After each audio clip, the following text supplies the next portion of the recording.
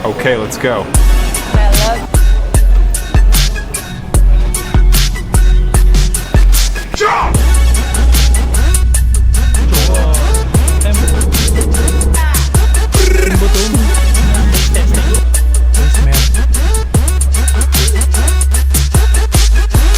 Hi guys! Welcome to Taiwan! We are just going to discuss kung ano lang yung mga hinanda namin for airport, yung mga niready naming requirements, yung mga ginawa namin before we went here to Taiwan. Okay, let's go! Days before, nag-print kami ng mga normal na tinatanong ng IO. So like for example, yung Certificate of Employment, nag-print out din kami nung itinerary namin just in case hanapin yung itinerary ng trip nyo. And then we also printed out yung confirmation ng hotel booking. And also, days before, siguro 1 or 2 days before, we filled out the eGov app. I'm not sure kung mandatory siya, pero I think it's optional kasi with his experience, hindi naman siya hinanapan ng eGov app. Pero kasi it's like a declaration that you are leaving the country as a Filipino citizen. So I already did that 2 days prior. I filled that out and submitted it. Ano lang naman siya ng QR, mag-generate siya ng QR na okay na, submitted na yung eGov mo. And then, what else? Yung ano pa, Taiwan arrival card. Yon, Taiwan arrival card. So there are a lot of fake links na merong may bayad. I just wanted to clear this out. It's free ha. It's free for everyone who's visiting Taiwan. You're gonna have to fill that out. And yun ang hinahanap pala sa immigration dito sa Taiwan when you landed here in Taiwan. So yun, Taiwan arrival card. And then what else? Ayun lang, mga requirements sa IO. Yun lang yung mga pinrepare namin before kami pumunta ng airport. Tapos also pala, may mga IO na naghahanap ng company ID as a proof na you are really employed. Kasi kailangan makita ni IO na hindi ka suspicious, you're gonna come back sa Philippines. So, ayun, may mga IO na naghahanap ng company ID, so better yet, dalhin nyo rin yun. Dalhin nyo yung company ID, COE, I already mentioned. Oh, hang on, and of course, a valid passport. Your passport must be valid 6 months, for 6 months. So, yun, dalhin nyo yung passport nyo. Yes, ano ba? And also, sorry, munti ko makalimutan, yung return flight details. Yun yung pala yung tinanong sa akin ng IO. Parang kinuha niya lang yung passport, tapos sabi niya, kinonfirm niya lang yung name ko, Sarah. Sabi niya, Sarah? Sabi ko, yes. Sabi niya, sinong kasama mo ang traveling? Sabi ko, husband ko po. Sabi niya, husband. Kailan kayo babalik?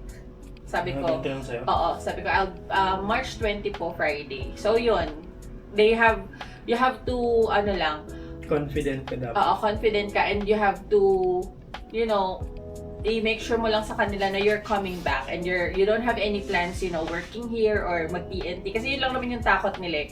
And also, they're doing that for you as well. Hindi naman yung ginagawa na para lang, alam mo yun, takutin ka. Kasi there's a lot of Filipinos who are traveling na i-declare na tour lang, but then they're gonna, work here. Ang importante kasi protektado ka. So, yun. I think that's the only reason why IOs are very strict with that. So, pagdating naman namin dito, so when we landed the airplane here, Around 9 a.m. The flight lasted for 1 hour and 40 minutes. In-announce yun sa SEPAC. So, we rode a SEPAC plane.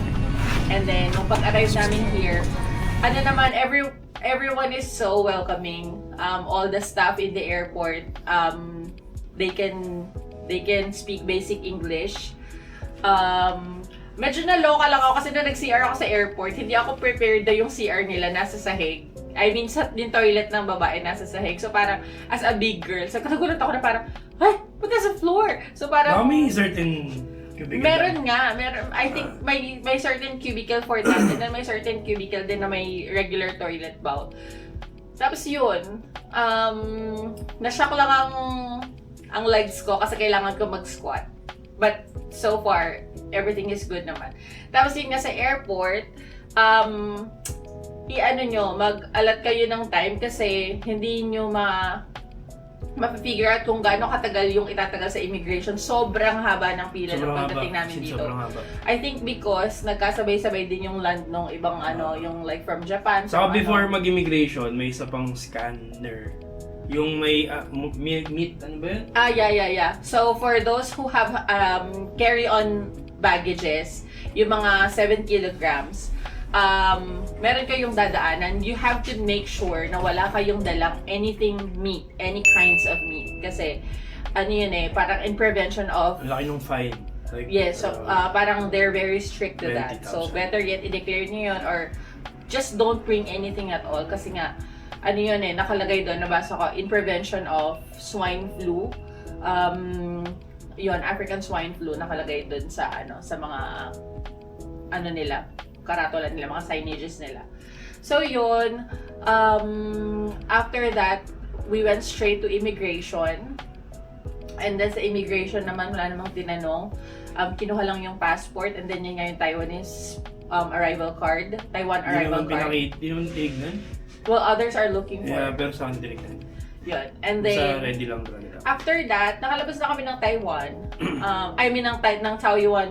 Pala. So, pagtapos ng immigration, pupunta na kayo dun sa... Well, withdraw muna kayo kasi may ATM. So, yung ATM dun, dalawa parang... There's a lot of ATMs in the airport. Merong isa din sa pinakalabasan, tapos meron din sa may malapit sa Klook, and then meron din sa kabilang malapit sa Klook. So, there's a lot of ATMs.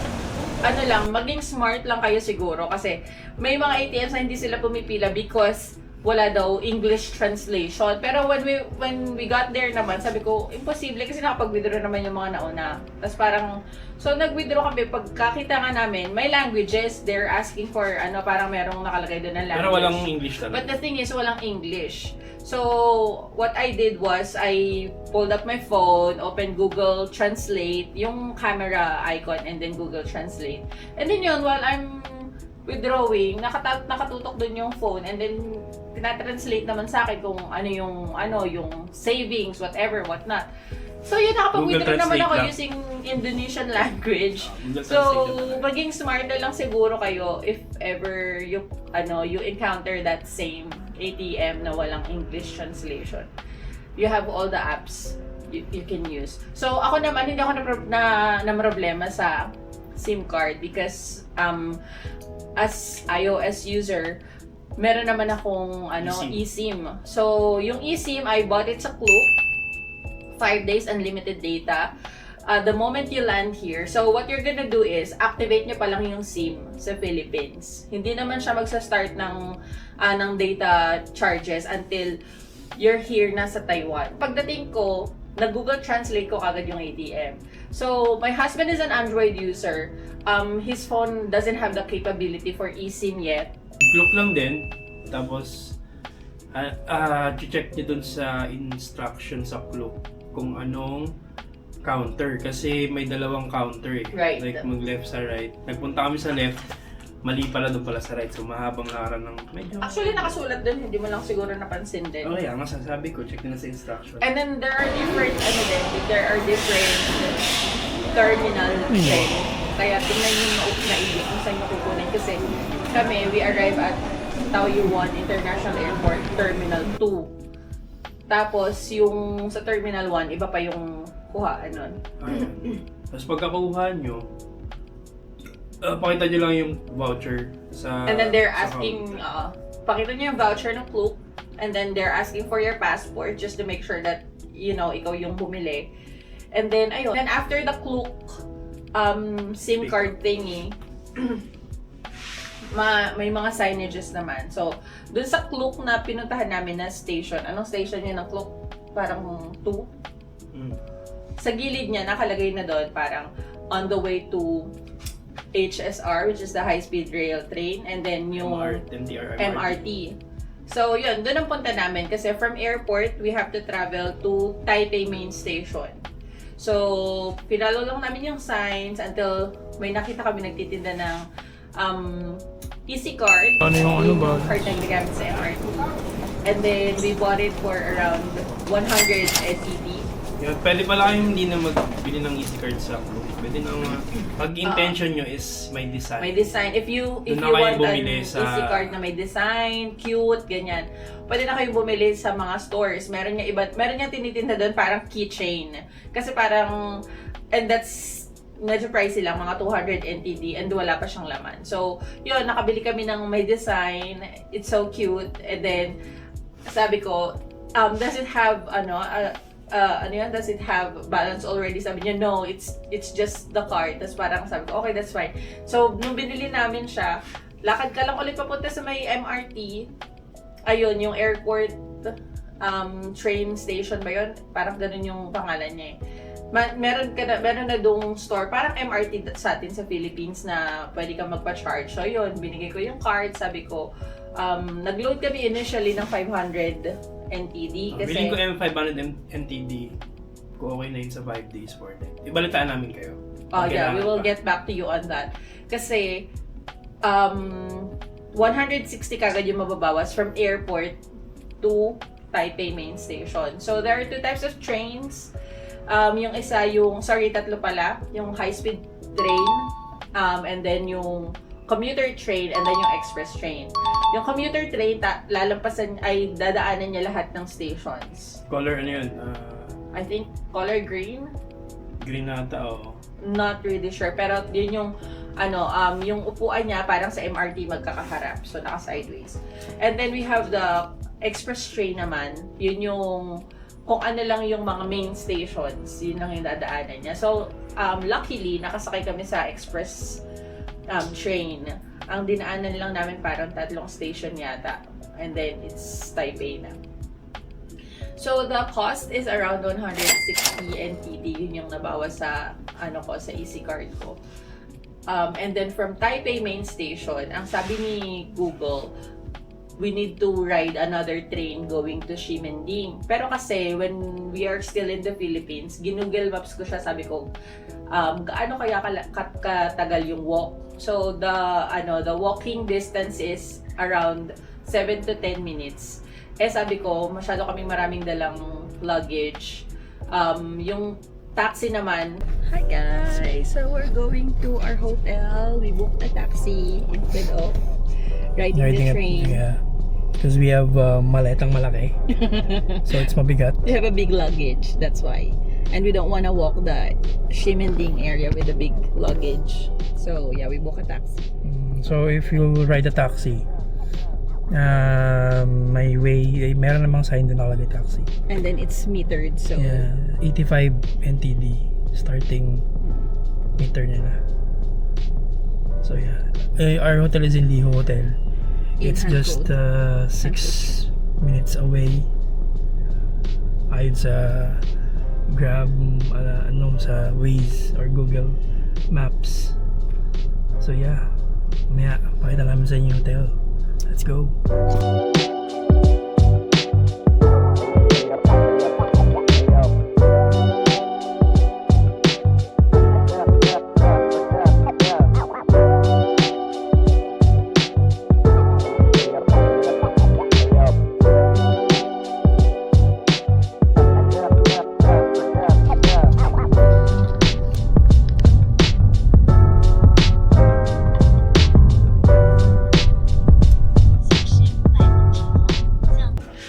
Correction. Yung purple train is for the express train, and then yung blue, yun yung commuter train. Yung commuter train, yun yung dadaan sa lahat ng station. Yung may hospital. Basta lahat ng nakalista doon, dadaanan ng commuter. Yung purple, kung ano lang yung purple na stations doon, like 3 or 4 yata yung dinaanan from airport to Taipei main station. So, yun. Pagbaba namin ng hotel, medyo nakakalito lang siya kasi parang wala kang makikitang malaking sign na Liho Hotel sa baba. Although, basta basahin mo lang lahat ng sign, ituturo naman sa'yo. And also, pag nag-Google ka, of course, ituturo sa'yo na nandito ka na sa Liho Hotel. So, before going here, nag-ocular na naman ako sa Google Maps. Nakita ko naman na kailangan pumasok ka nga dito sa ganito, tapos parang ayun, yun yung itsura. Nakita ko naman yung itsura ng papasukan. So, sabi ko, ay, ito na yun. So, yun, pagpasok namin, nakalagay na dun sa elevator, parang check-in at 10th floor. So, ayun. Ito na kami sa Liho Hotel. So, we're here at the elevator of Liho Hotel in Hanko. We just arrived. Artehan mo ba? Parang may yosi nga dito. Totoo nga yung That's sa right. reviews. 10th floor, yung... Ang tawag doon? Check-in. Check-in counter. Tapos, yun, may mga sabay kaming mga matatanda. Mga magmamadyong sila. How did you know? Yeah, just... Ito. Yeah. Pero pagdating mo naman sa 10th floor, i-greet ka naman ng mga taga-Liho Hotel na for check-in, and then they're all nice, super nice. So, they also know basic English, so wala namang language barrier. Ano pa ba? And then, dumating kasi kami dito around 11 o'clock. Tapos, ang check-in time is 3 p.m. So, tinanong namin, Can we leave our luggage first? How many lang? We have 2. Philippine number? Yeah. Okay.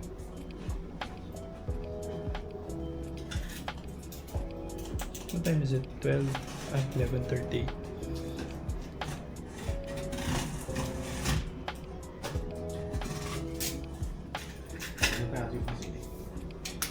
One person follow me to keep Ah. the luggage. So, pwede mag-iwan. So yeah, in Pag short, pwede ka early- mag-iwan ng gamit, and then you can go ahead and start your trip sa city. Yan. Ganda naman yung hotel. Ayan, makikita nyo.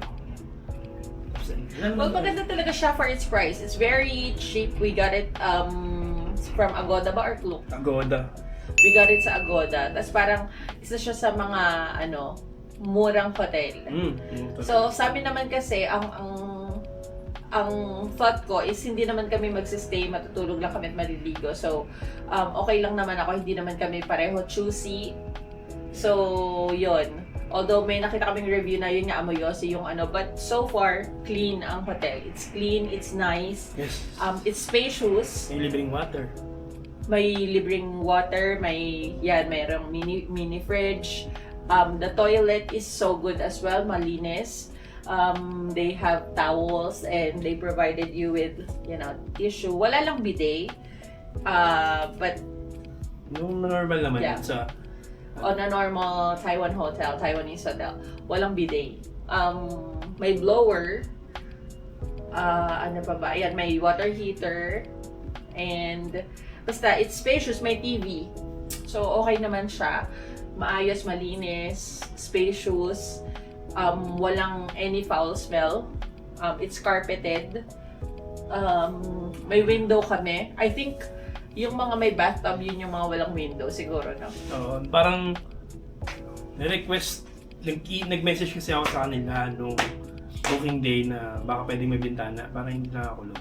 Which is binigay naman nila. Pero yung ibang guests, merong mga bathtub. So, feeling ko yun yung At mga the sa same taas. rate. Nasa room kami, kami, same floor nung counter. Nung pinag-check Check-in counter. which is the So, 10th floor. 10th floor. Yung iba, feeling ko, may dun sa ibang I think mga this is nakabook ito na yung pinakamataas. Ito na yung hindi last sure. eh. Siguro. Baka sa pababa yung mga ibang hotels, ibang rooms kasi nakita namin. So, ayun. So yun lang. So abangan nyo ang aming day 1, day 2, 3, and 4, and Yes, we day have a 5, separate day 4. vlog for our day 2. Okay, so after we left the baggage, Pinuntahan natin na nga eh. pumunta kami sa Ximending kasi it's kailangan mong daanan yung Ximending district kasi this is in the Ximending district na Hankou Street. So walk lang kami, and then siguro good 2 to 3 minutes walk. Ximen na yun yung maraming stores, lively siya sa nightlife. So dadaanan namin yun to get to exit 6 ng station ng Ximen station. If ever hindi kayo mag-taxi, tapos mag-train kayo from Taipei Main Station going to Ximen. Kung ang target nyo ay yung Red House, exit kayo sa exit 1. Kung ang target nyo yung Rainbow Walk, na nandun yung Adidas, at saka yung Uniqlo, yung GU, at saka yung H&M, exit kayo sa exit number 6. So yun, hindi na kayo tatawid pag nasa exit number 6 kayo.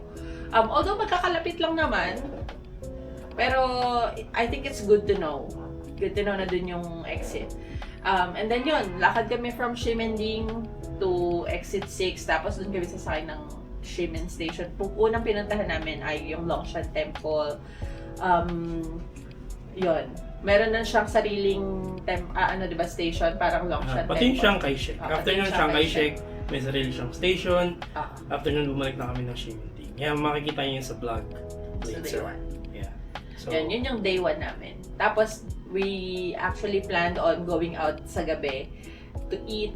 Kaso, dahil wala kami parehong tulog, wala kami parehong pahinga from the day before, ayun, nakatulog na kami at nagising kami ngayon. So yun, see you sa aming day 2 vlog, which we're gonna go to Maokong Gondola and Taipei Zoo, and hopefully kung kaya pa, we're gonna go visit the Taipei 101 on a night time. And hindi pa kami decided kung anong night market ang pupuntahan natin. So probably Rauhe or Shili night market. Hindi pa kasi tayo nakapag-Ximending ng gabi din. Hindi pa rin kami nakapag-Ximending ng gabi. So, yeah. Akali lang ako. Sige na. Huwag pala kayong malito kung Ximending or Ximending kasi pareho lang acceptable. Ximending for visitor, Ximending pagka local ka here. Ximen nga lang eh. Diba? Ximen Station. Oo, pero yung district, Ximending. Oh, siya. Sige. Yun Bye-bye lang. na. Abangan nyo day 2, 3, 4, 5. Bye-bye. See you.